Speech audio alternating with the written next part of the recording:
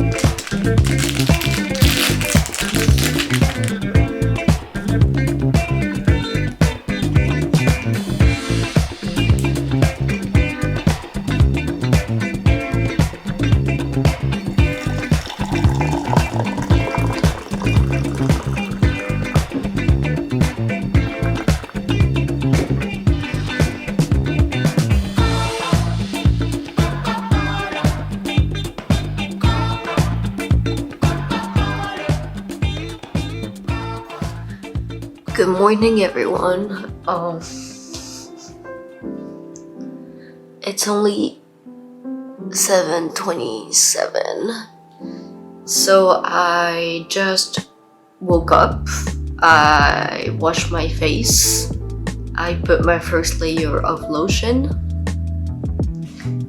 and I grabbed my coffee, and I thought that we could do a little chatty kind of life update because there's some huge life updates, as well as just showing the products that I've been using these couple of weeks, I would say. So I don't know from where to start, but I moved to Japan. So since I didn't really show you guys, how my house in Paris looked like, I feel like maybe people wouldn't notice the change in scenery, but we actually moved to Japan a month ago, I would say. It was a very sudden move. So I finished my master's, I finished my internship. I just had to search for a job. I was like, since either way we were gonna come to Japan for 3 months from October to January, I thought, why not, start searching some jobs in Tokyo. And one of the companies that I had always, admired were hiring a strategist. So I applied. The process took quite a long time, but then when it was decided in mid-September, 2 weeks after I had to move, my boyfriend took care of every single administrative thing, all the electricity, all the phone company things. That was done in 2 weeks. We packed up bags. We had 6 suitcases and we just moved. And so we had already started looking for apartments while we were in Paris.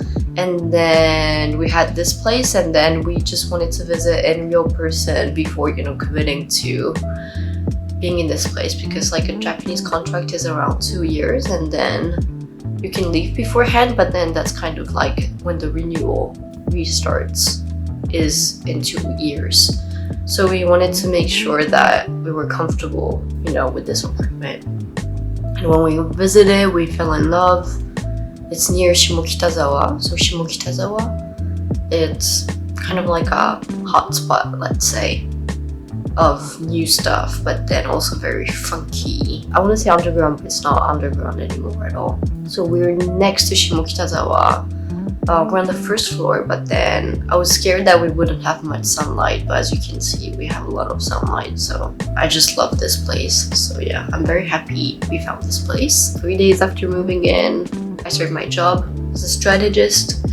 So that's kind of researching for companies and stuff. I'll take my sip. So this is the Acseine lotion that it's my 3rd bottle, and I didn't know I would love it this much. It's not something that you touch and you're like, oh, this is very moisturizing. You use it and then your skin just loves it. It loves the hydration that it gives, and I feel like it's not even the texture that gives that. It's all the works for Ceramide and stuff that it has inside that really does that. So yeah, I'm on my 3rd bottle. I think I already shared it in my previous Japan haul. But yeah, so this is what I've been using. So I just take like a huge amount in my hands. I usually do twice the same process before moving on to the next step, so to make sure that my skin has all the hydration that it needs. So, yeah. And this is 6,000 yen, so around 40 bucks. So it's a bit expensive compared to other usual like toners, but then the thing is, it's like double the size of what other companies usually have for toners, so it lasts twice as much. So it comes back to being kind of the same price as buying something in the drugstore. So why I wanted to share of, you know, that I've moved in Japan, etc., is because I still want this account to be mainly about beauty, because I feel like that's what I love exploring on the side. I want to allow myself to put time and effort and love and curiosity for just, you know, researching and then trying out things and then watching other people's reviews and videos, and once again the whole research process, but just in something that I love, which is beauty.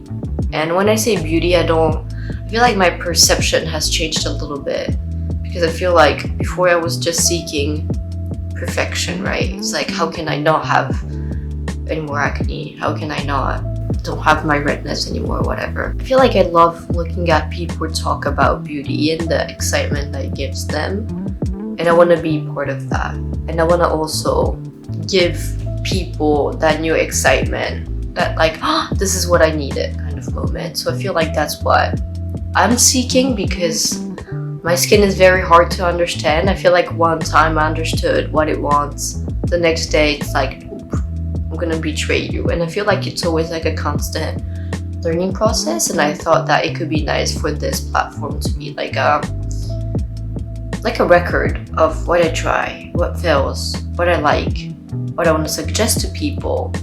But then I feel like one thing that's really important for me is consumerism. Although, you know, I buy skincare, two sides of a coin, right?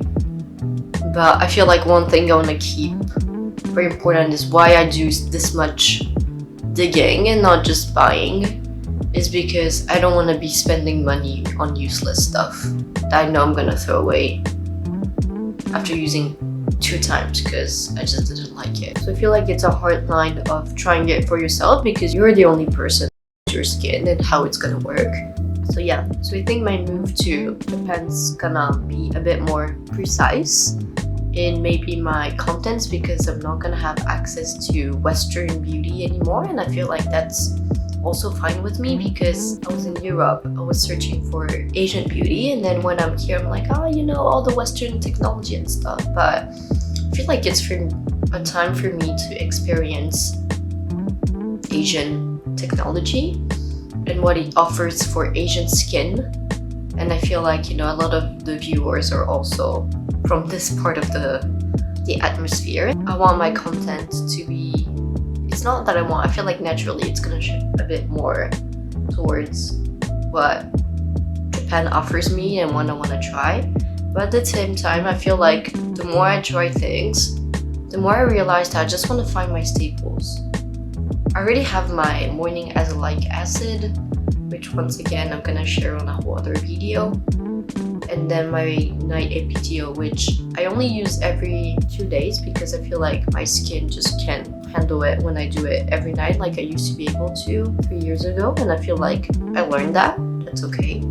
So I just try to kind of work around it. So my next step will be, once again, it's from the same line from the Acseine Moist Balance, but then this is the gel. So first I didn't really understand what's the point of this, because it wasn't hydrating enough as a moisturizer. I actually ordered this online, and then with it came like an explanation of like what this does to your skin, and I feel like that's when I realized that this is more like a serum than a moisturizer. So this is something that you put, and then afterwards you continue on with your moisturizers and stuff. So it looks like this.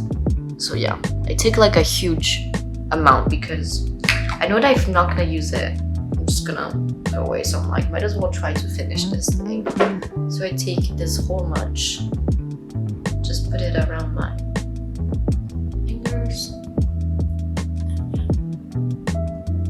So I feel like just like the products from, you know, Acseine has kind of taught me that there are things that work and I'm allowed to just stick to one thing without, you know, having to try different things, seeking for the best, right? Because that's kind of like, once again, the capitalistic way of thinking. It's like there's always something better out there, but then sometimes something that works for you just works, you know, and then there's no need to be always trying new things.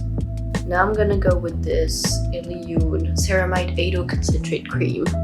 So this I got it from Stalvana while I was still in France, and I'm trying to finish everything that I bought because I have too much things in stock. So once again, I put it on. I feel like it will also be very interesting to just explore. You know, I feel like in the West, I don't want to say like East versus West, but I feel like the overall trend has been about retinol and it's like niacinamide and hyaluronic acid and these very kind of big words. But then as I start to explore real Japanese beauty, I know that there's a focus on, like, for example, rice. It's called like rice power number 11 or something, and it actually works for your skin to be able to create ceramides and stuff. And these things we just don't know. We know a bit about kojic acid, but we don't really know. You know what I mean? And I feel like there's these things that there are technologies here that is not explainable in a single word, but that works for different concerns. And I feel like I want to also try to dig a bit more into that and maybe do like one video explaining what each of these are, and then maybe the products I would recommend, even beyond just skincare, also makeup.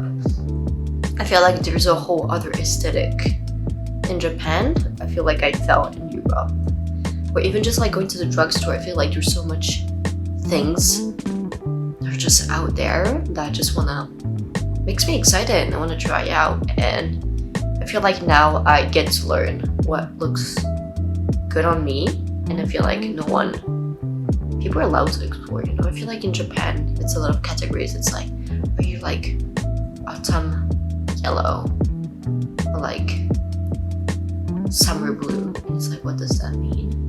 Yeah, I feel like still orange, brown, not like red brown, more like brown looks good on me. And I feel like as I mature, let's say, I feel like I wanna start exploring things that looks good on me, and just having, once again, my products that I can just always slather on and then know it's gonna look good on me. So I feel like, yeah, it's gonna be a whole phase of exploration even within that. And I feel like I could also, you know, share you the brands that I like in Japan and I think are interesting and are doing interesting things.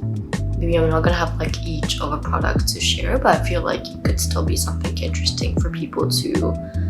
There's some brands that, you know, you go in Stalvana, you're not gonna find, when here it's all everyone talks about. And I feel like, you know, it could be an opportunity for you to, when you come to Japan, or like when a relative or a friend come visit in Japan, you can ask them if, you know, they can grab that for you and you can try it out. You can share it to other people. And I feel like I want to share more like real Japanese beauty stuff for people to try out elsewhere as well. And I feel like, yeah, that's why I want to continue making these videos in English instead of Japanese, for people to actually discover more Japanese beauty in a bigger sense. So yeah, so I feel like that's my goal. I have a couple of kind of video ideas that are bubbling in my head. So yeah, still exploring all of that. But if you have any questions, if you have any suggestions, if you have any things you want me to try, share, opinionate, research, feel free to comment, because I actually want to know how other people are thinking and what are they interested in and what are they curious about. I feel like even from that I can also kind of find my own little spark of curiosity, and I feel like that's still very interesting thing. So yeah, feel free to share all of that. Ask me questions if you have any. I love that, you know, in the past videos people ask me what was your like favorite thing between these two, and I love when you ask me that, because I'm like, I get to share how I feel and then help you guys. So I feel like, yeah. So thank you for watching, and see you next time. Bye. So this is the beauty of Joseon Relief Sun sunscreen. I feel like I've gone through 5-6 of these. This just works, and this is just great texture on the skin. So I do 2 full fingers. First it's gonna look like a lot, but this is actually should be